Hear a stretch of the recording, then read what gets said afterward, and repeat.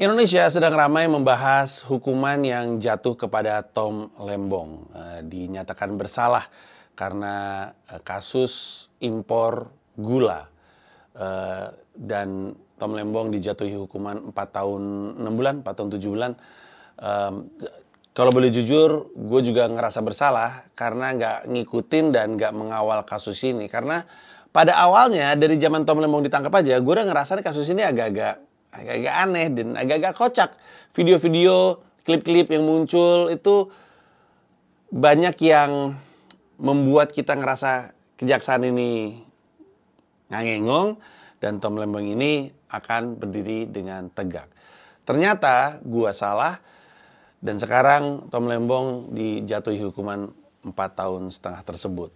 Nah, di konten Sila kali ini kita akan ngebahas soal kasus ini sejauh yang gue tahu, dan yang lebih penting lagi dari video ini adalah dampak dari kasus Tom Lembong ini kepada Indonesia. Tonton di bagian akhir karena menurut gue dampak terakhir ini yang cukup gue khawatirkan. Dan karena dari informasi yang sangat terpercaya, gue dikasih tahu bahwa video ini sampai ke kantor-kantor kementerian, sampai ke istana, dan informasi dari A1, maka izin Bapak Ibu sekalian, saya mau ngebahas ini. Mari nikmati video ini bersama-sama. Kita mulai.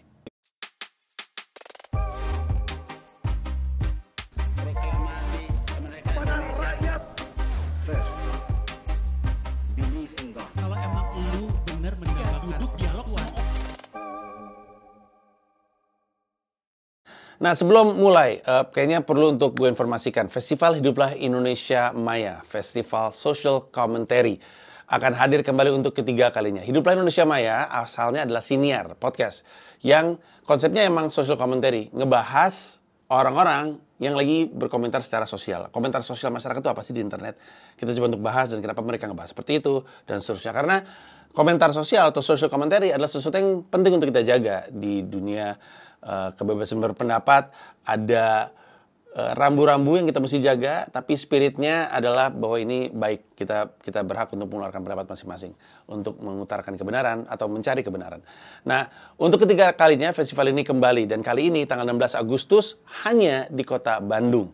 Kalau kota-kota lain mau nonton bisa, tapi lewat live streaming. Acaranya selalu setiap penyelenggaraan festivalnya ada monolog kebangsaannya, ada talk show-nya, ada stand up komedinya. Dan kali ini juga seperti itu, tapi di penyelenggaraan kali ini ada live music performance-nya. Di tahun ini, Festival Hidup Indonesia Maya, monolog kebangsaannya dilakukan oleh Anies Baswedan. Kemudian talk show-nya akan dilakukan antara gua dengan Bocor Alus Politik Tempo. Mereka akan hadir dan gua wawancara. Terus udah gitu stand up komedinya oleh Semi Not a Slim Boy dan juga Gusman Sige dengan music performance oleh Jason Ranti. Tiket sudah bisa dibeli di loket.com, termasuk tiket live streamingnya. Silahkan disikat aja, tempatnya nggak terlalu banyak sehingga mesti buru-buru.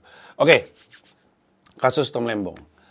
Sebenarnya di internet ada banyak sekali video yang ngebahas soal kasus ini. Gue cuma mau ngasih nambah sedikit dan mungkin gue bisa coba untuk lebih panjang karena kebanyakan kontennya memang short form video. Dan gue coba untuk menjelaskan sebaik mungkin. Semuanya dimulai dari Tom Lembong yang ditangkap tadinya katanya karena merugikan negara. Terus dianggap dia adalah pelaku korupsi lah gitu kurang lebihnya. Tapi dasarnya adalah dari kebijakan yang Tom Lembong lakukan waktu dia menjadi Menteri Perdagangan, yaitu mengimpor gula. Secara kronologis ada banyak konten yang bisa lu pelajari, termasuk salah satu video yang sangat bagus di YouTube Tempo yang ngebahas kasus ini. Kurang lebihnya intinya adalah dia mengimpor gula di saat katanya kita lagi surplus, gitu kurang lebihnya. Itu salah satu pijakan awal bersalahnya Tom Lembong. Ngapain lu impor gula? Kan kita saat itu lagi surplus. Nah, sebenarnya kita nggak surplus. Bahkan kita udah lama nggak surplus. Dan yang disebut surplus itu sebenarnya bukan surplus, tapi buffer. Artinya dari stok yang ada sisa yang jadi buffer, jaga-jaga sebelum akhir benar-benar habis. Buffer itu yang disebut sebagai surplus itu tadi, buffer itu ketersediaannya hanya 3 bulan. Setelah 3 bulan itu nggak ada. Nah, Tom Lembong bikin keputusan untuk mengimpor gula kristal, gitu kurang lebihnya. Gula kristal diimpor oleh 8 perusahaan Indonesia, perusahaan gula. Gula kristalnya diimpor, diproses, kemudian dijual ke BUMN, PT PPI. Gue lupa namanya kalau nggak salah, perusahaan perdagangan Indonesia gitu lah kurang lebihnya. Jadi sebenarnya prosesnya tuh oleh kita belakangan ini disebut hilirisasi. Artinya kan waktu itu Pak Prabowo, Pak Gibran itu bilang kita tuh jangan cuma jual barang mentah doang. Kita tuh jual barang jadi justru. Kita selama ini ngejual ketika masih mentahan, nggak punya nilai tambah nih. Kita maunya mentahan, kita proses, pas kita jual itu udah jual nilai tambah. Artinya sebenarnya dalam konteks gula, jangan justru, walaupun ini mungkin nggak terjadi ya, jangan jualan gula kristal, jualan tuh gula pasir yang punya nilai tambah, gitu kurang lebihnya. Jadi kayak daripada jualan nikel, mendingan kita jualan baterai, gitu kurang lebihnya. Daripada kita jualan kulit, mending kita jualan sepatu, gitu. Daripada kita jualan tanamannya, mendingan kita jualan obat, gitu kurang lebihnya kan. Jadi, dan ini sesuatu yang kita semua udah bahas. Bahkan di 2016, di juru bicara Startup Comedy Special, gue ngomongin soal menjual nilai tambah di beat yang oleh banyak orang tidak dianggap sebagai beat tentang hilirisasi ya. Tapi kalau lu dengerin lagi juru bicara, joke soal daun bungkus Papua, maka lu tahu itu joke tuh sebenarnya membicarakan soal hilirisasi. Bahwa keanekaragaman hayati kita tuh banyak yang diambil sama luar, dijual lagi ke kita, udah jadi barang. Padahal kalau emang datangnya dari kita, ya udah kita yang produksi untuk bisa jadi nilai tambah. Nah makanya hilirisasi kemudian sering sekali dikampanyekan untuk jadi sesuatu yang Indonesia lakukan. Mari kita jual produk yang lebih punya nilai tambah ketimbang barang mentahnya. Gitu kan lebihnya. Nah dalam hal ini, karena kekurangan gula, maka Tom Lembong bikin keputusan. Kita ngimpor gula. Gula kristal diimpor, diproses sama 8 perusahaan ini, dijual ke BUMN, PPI, untuk kemudian dipasarkan, didistribusi ke seluruh Indonesia. Nah, pada akhirnya tidak ketemu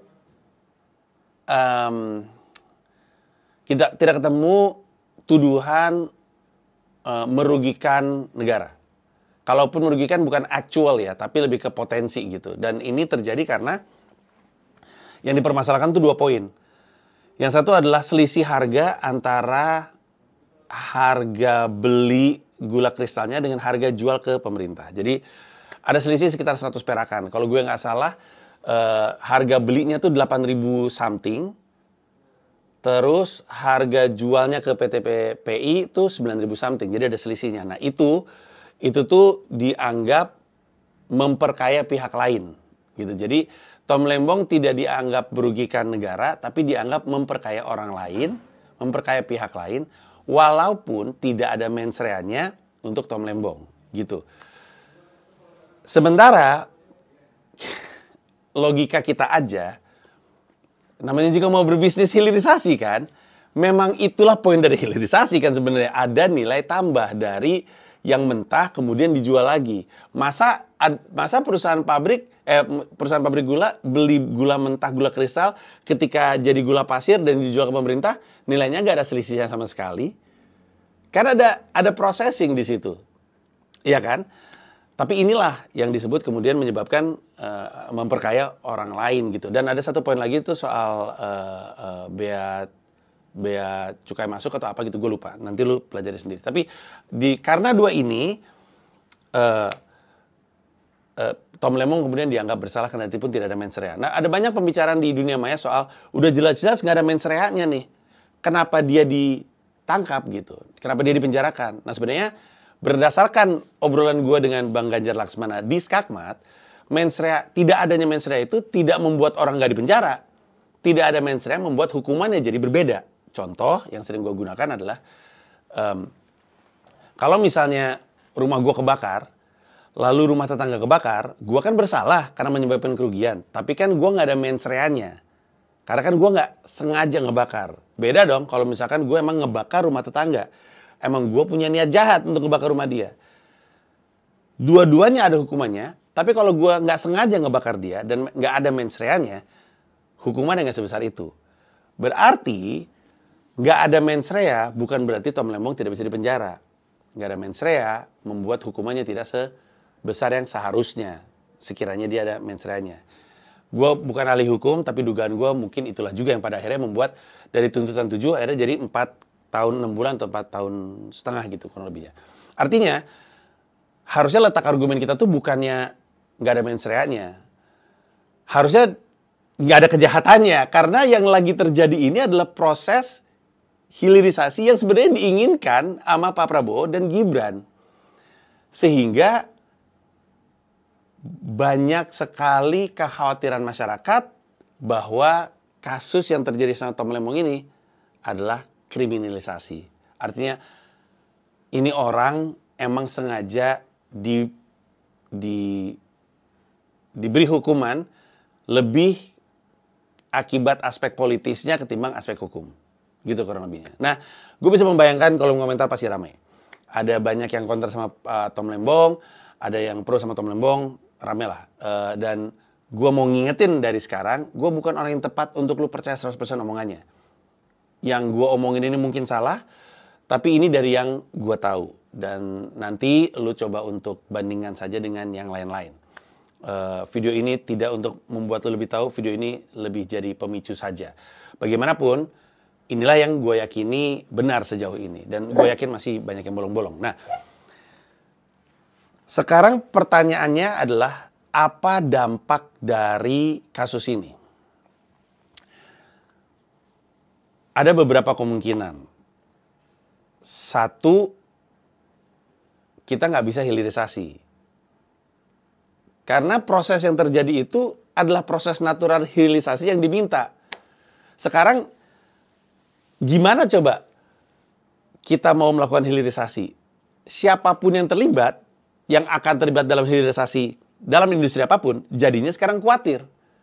Karena yang Tom Lembong lakukan ini sebenarnya dilakukan sama yang lain-lain kan? Dilakukan sama yang lain-lain.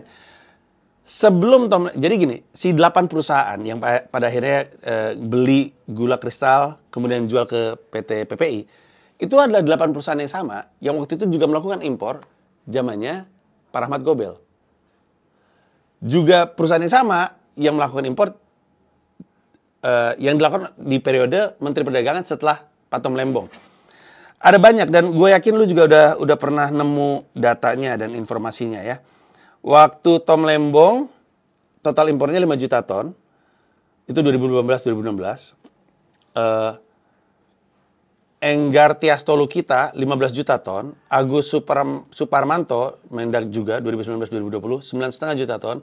Muhammad Lutfi Mendak 2020-2022 13 juta ton. Zulkifli Hasan Mendak 2022-2024 adalah 18 juta ton. Jadi impor gula itu juga dilakukan oleh menteri-menteri lain dengan teknik yang sama, dengan 8 perusahaan yang sama. List 8 perusahaan yang Tom Lembong punya itu aja dapatnya dari Rahmat Gobel. Kan jadi pertanyaan gitu, kenapa terus Tom Lembong yang kena dan kenapa direkturnya yang kena, bukan perusahaan. Jadi perusahaannya nggak kena hukuman apa-apa, direktur 8 perusahaan itu yang kena. Dan kalau misalkan lu ragu apakah pertanyaan gue ini valid, ini juga dipertanyakan sama banyak sekali orang yang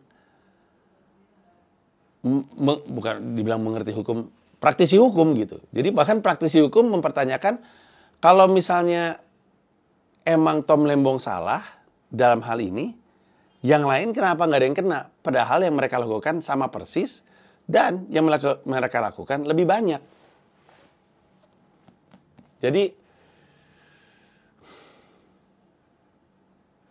gimana nggak orang ngerasa ada dugaan politisasi karena ada yang nggak match gitu antara apa yang dituduhkan dengan apa yang selama ini terjadi. Nah, akhirnya kalau misalkan lu mencari dampak, maka dampaknya adalah salah satunya adalah hilirisasi nggak bisa terjadi di Indonesia. Kalau emang yang kayak gini tuh, karena gini, kan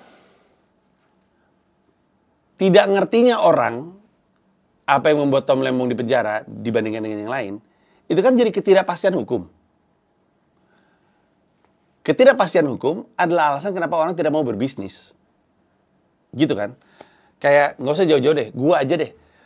Kalau gue mau bikin sesuatu, kan ada biaya yang mesti gue hitung, gue prediksikan dalam penyelenggaraan event. Di beberapa kota, cost-nya itu, variabelnya itu nggak bisa gue ukur, karena beda. Di kota lain nggak begitu, di kota lain, misalkan di kota A segini jumlahnya, di kota B segini jumlahnya, lebih besar, plus ada biaya-biaya tambahan yang nggak ada di kota-kota lain, karena tiap kota wow, gitulah kurang lebihnya beda-beda ya. Nah, sehingga itu membuat gue jadi malas untuk pergi ke kota tersebut, karena kota tersebut itu banyak ketidakpastiannya. Gue nggak bisa ngukur. Gimana caranya gue mau ngukur berapa profit gue? Kalau gue nggak bisa ngukur berapa cost gue nggak bisa ngukur cost gue berapa, karena ada ketidakpastian, nggak jelas. Seandainya semua urusan penyelenggaraan event, semua surat yang dibutuhkan sama event itu semuanya online, mungkin akan lebih jelas. Angkanya jelas gitu. Permasalahannya kan enggak. Ada yang harus ke kantornya bahkan. Nah, ketidakpastian ini membuat gue susah untuk ngukur. Susah untuk ngukur membuat gue susah untuk memastikan ini acara bisa profit atau enggak. Kalau gue nggak bisa memastikan ini profit atau enggak, ya gue nggak datang ke kota tersebut. Nah, bayangin, situasi serupa terjadi dalam konteks hilirisasi. Digaungkan semangat hilirisasi, tapi terus gitu, kalau ada praktek natural hilirisasi terjadi dalam kasus impor gula ini, lah terus gimana? Yang lain mau gimana gitu? Kayak misalkan kita mau, kalau misalkan kita mau hilirisasi apa yang kita pasti mesti impor ya. Jangan ngomongin baterai EV deh, karena kan katanya kan cadangan nikel kita kan terbesar di dunia ya. Misalnya kita mau sepatu bola kangaroo leather gitu misalnya ya. Gimana coba? Kangguru di kita jumlahnya kurang banyak, kita mau ngimpor kangguru leather dari Australia gitu misalnya. Tapi kalau misalkan prosesnya kemudian jadi perkara, waduh ini sulit bener. Dan akhirnya dampak berikutnya adalah apa? Dampak berikutnya adalah kita jadi tidak menarik di mata internasional. Kalau kita mau meningkatkan pertumbuhan ekonomi 8% seperti yang Pak Prabowo inginkan, maka salah satu caranya adalah memastikan ada investasi masuk ke sini. Investasi masuk ke sini kan yang dilihat kan kepastian hukum, kepastian politik. Nah, kalau ini nggak pasti, ya nggak bisa masuk. Ya gimana coba? Siapa yang mau berdagang sama Indonesia? Kita mau bikin sesuatu, kita mau impor dari luar, tapi luar ngeliatin, lah itu kemarin kasus gula kayak begitu. Nanti gue kenapa-kenapa lagi. Malas gue ikut-ikutan. Nggak kejadian. Itulah kenapa di Mensreya gue ngebahas, ada satu bagian di mana gue ngebahas, banyak permasalahan di Indonesia itu bisa kita coba untuk mulai kurangi dengan meningkatkan pertumbuhan ekonomi memang yang diinginkan sama Pak Prabowo. Tapi di dalam pertunjukan gue cerita bahwa yang kemungkinan akan membuat Pak Prabowo sulit untuk mencapai apa yang dia inginkan adalah kebijakan-kebijakan yang terjadi di dalam pemerintahan beliau sendiri. Menurut keyakinan saya.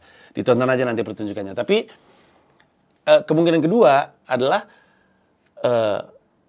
jadi sulit untuk kita bisa menerima investasi dari asing. Jadi sulit untuk kita seksi di mata internasional. Dari dulu kita ngomongin soal kenapa kok nggak ada investasi yang mau masuk, ada yang tadi mau masuk ke sini nggak jadi dan segala macamnya. Akhirnya ini menambah dan tentu akan menyulitkan juga.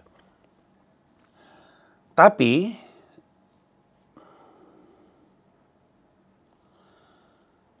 dampak yang sangat gue khawatirkan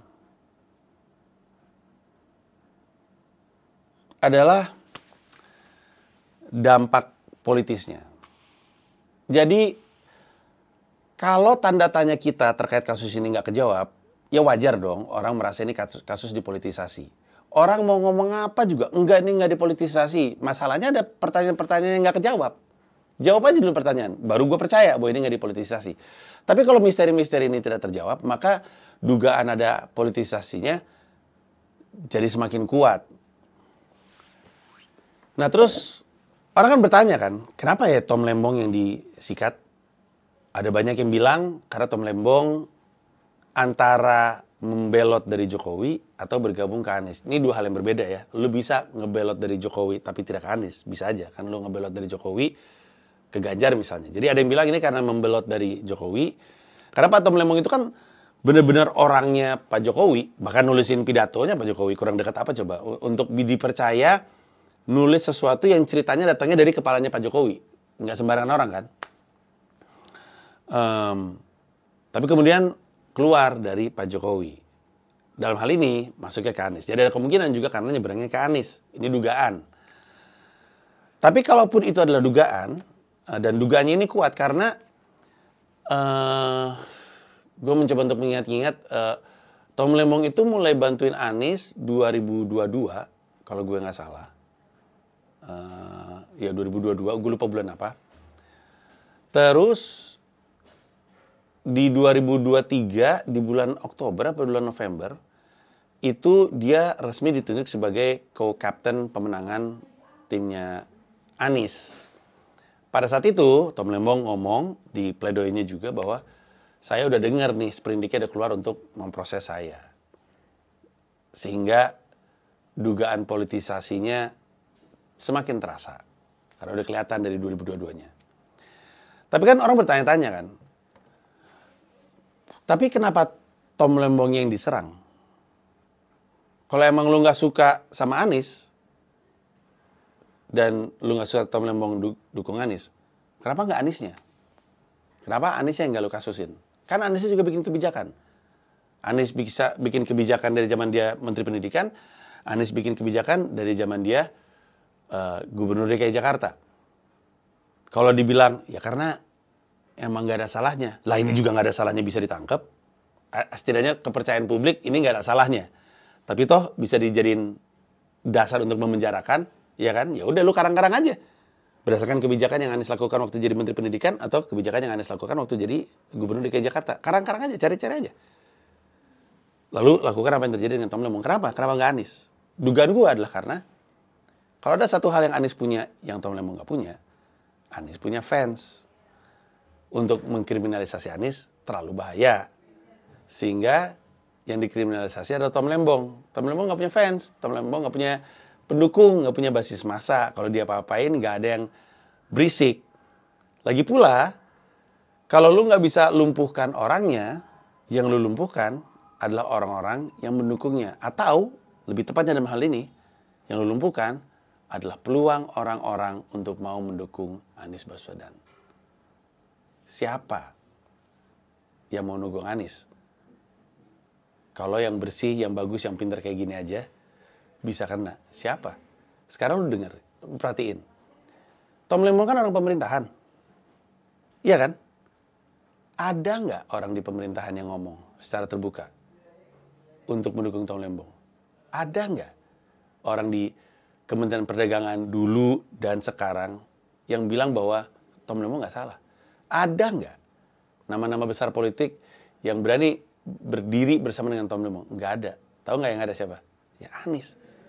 Untuk Anies berdiri di samping Tom Lembong, lo tahu nggak resikonya seperti apa? Difoto sama orang bersama dengan terdakwa 4 tahun. Tahu nggak resikonya seperti apa? But he still stood there with Tom Lembong. That says something about this person. Tapi pada saat yang bersamaan, siapa lagi coba? Siapa lagi? Ini yang menurut gue mengkhawatirkan.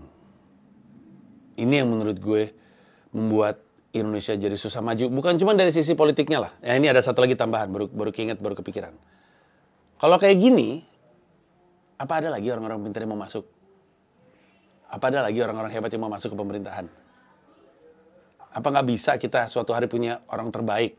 Apakah kita harus berdamai dengan second best, third best, fourth best in the government? Karena kalau kita lihat dari kasus yang lebih besar atau gambar yang lebih besar, bukan cuma sektoral. Kalau kita buka, ada lagi sebenarnya yang lagi dikasisin juga, itu Nadiem Makarim.